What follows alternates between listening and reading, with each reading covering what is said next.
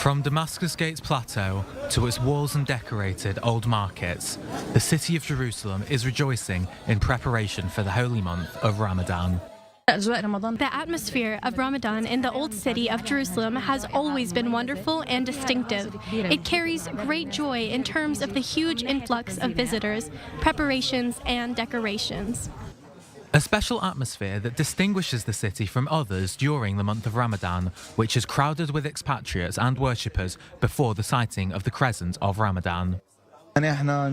We hope that it will be a month of goodness and grace for all Muslims, God willing. The atmosphere we have here is very different from the one abroad. The town here is distinguished by its old streets and alleys and the presence of the blessed Al-Aqsa Mosque.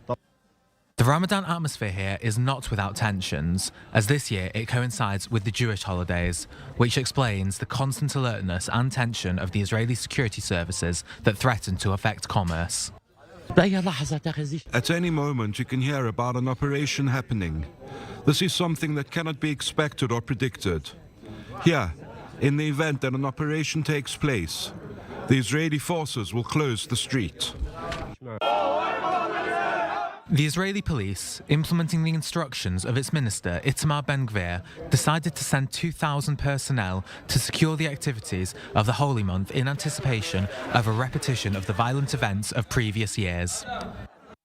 We will intensify the presence of our personnel and border guards throughout the month of Ramadan, focusing on the old city and the holy places, the roads leading to the Temple Mount, and the paths of worshippers, as well as the seam line between the east and the west of the city.